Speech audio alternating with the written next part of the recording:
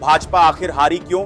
दतिया में कांग्रेस जीती, लेकिन क्या भाजपा को हराया कांग्रेस ने, या फिर भाजपा को हराने वाले उसके अपने ही निकले? आज हम आपको चुनाव की 3 ऐसी बातें बताएंगे जिन पर शायद आपने अब तक ध्यान ही नहीं दिया होगा। नमस्कार, मैं हूं आशुतोष शर्मा।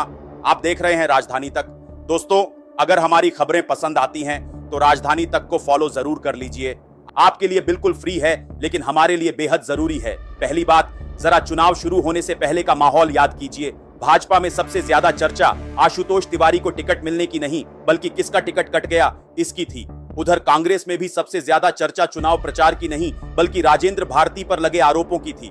यानी चुनाव शुरू होने से पहले ही दोनों दलों के अंदरूनी घटनाक्रम सुर्खियां बन चुके थे।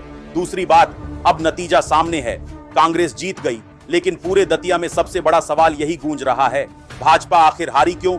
क्या टिकट बदलने का फैसला भारी पड़ गया? क्या संगठन पूरी ताकत से मैदान में नहीं उतर पाया, या फिर अपनों ने ही विरोधियों का काम आसान कर दिया?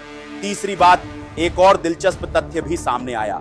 पूर्व गृह मंत्री डॉक्टर नरोत्तम मिश्रा के मतदान केंद्र बूथ क्रमांक 121 पर भी भाजपा बढ़त नहीं बना सकी। इस बूथ पर कांग्रेस को 291 और भाजपा को 264 वोट मिले।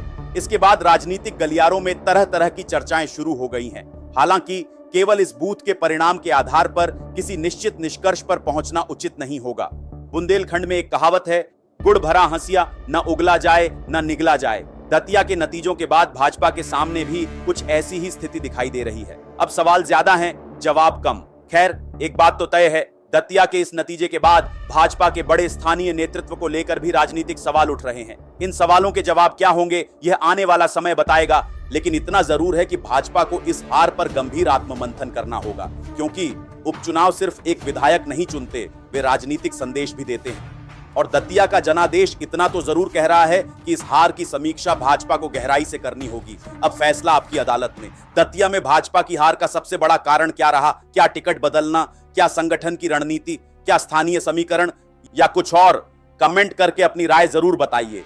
मैं हूं आशुतोष शर्मा, आप देख रहे थे राजधानी तक।